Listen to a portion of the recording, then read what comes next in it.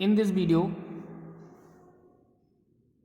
we will talk about distance of closest approach और estimation of nuclear size. हम nuclear के size को calculate करेंगे और डिस्टेंस ऑफ क्लोएस्ट अप्रोच यानी R0 को हम फाइंड आउट करेंगे. इन द गाइगर मर्जन एक्सपेरिमेंट में हमने देखा कि जब कोई अल्फा पार्टिकल है वो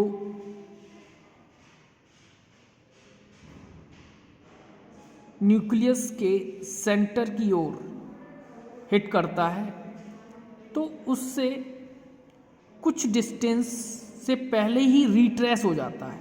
मतलब उसके बीच जो एंगल है वो क्या बनता है, पाई 180.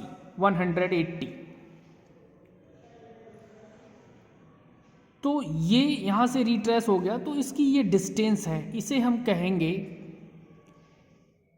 क्लोएस्ट डिस्टेंस R0. यही हमें कैलकुलेट करनी है.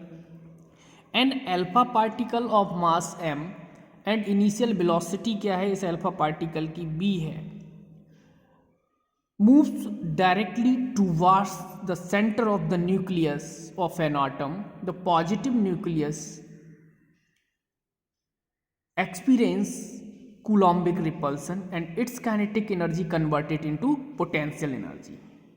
जब अल्फा पार्टिकल्स यहाँ से मूव कर रहा होता है विद बी वेलोसिटी से तो उसके पास काइनेटिक एनर्जी होती है. काइनेटिक एनर्जी के बाद जब वो रिट्रेस होता है उसकी काइनेटिक एनर्जी किस में कन्वर्ट हो जाती है, इलेक्ट्रिकल एनर्जी में. ठीक है, या इलेक्ट्रिकल पोटेंशियल एनर्जी में. ठीक, तो R0 क्या है, R0 called distance of closest approach. यही हमें फाइंड आउट करना है. ठीक है, तो charge of an alpha particle बात करते हैं. तो charge of an alpha particle पर चार्ज कितना होता है, +2e. इसे हम Q1 कह देते हैं. उसके बाद है charge on the scattering nucleus. Charge of scattering nucleus पे चार्ज कितना होता है, वो +ZE. ठीक है, इस पर जो चार्ज है न्यूक्लियस पे वो ZE हम ले लेते हैं. ठीक. अब इनिशियल Z क्या है, Z is the atomic number. ठीक है, इनिशियल काइनेटिक एनर्जी निकाल लो सबसे पहले. कि इनिशियल काइनेटिक एनर्जी ½ mv इसका फॉर्मूला होता है. ठीक है, अच्छा,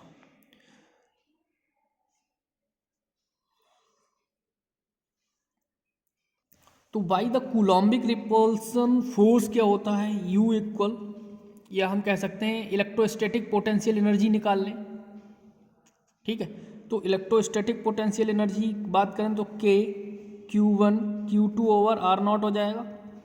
ठीक है, K Q1 की वैल्यू क्या है हमारे पास 2E और Q2 की वैल्यू है ZE अपॉन R0. तो U इक्वल क्या हो जाएगा यहाँ से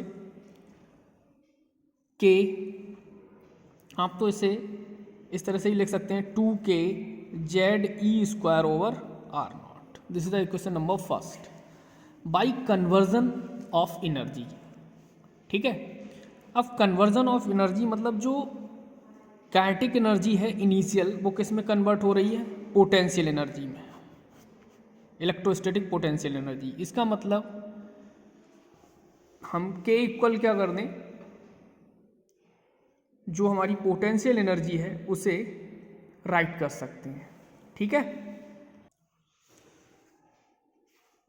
तो काइनेटिक एनर्जी है K equal ½ mv² equal K 2ZE² over R0. ठीक, अब यहाँ से R0 की वैल्यू निकाल लेते हैं. R0 यानी ½ एम बी स्क्वायर इक्वल हो गया के टू जेड ई स्क्वायर ओवर आर नॉट। तो यहाँ से आर की वैल्यू निकाल लेंगे हम, टू के जेड ई square over m b square, ठीक है। और ये 2 इधर जाएगा तो 4 हो जाएगा, क्या हो जाएगा 4 के जेड ई square over m b square, और लिख सकते हैं 2 के जेड ई स्क्वायर ओवर के, ठीक।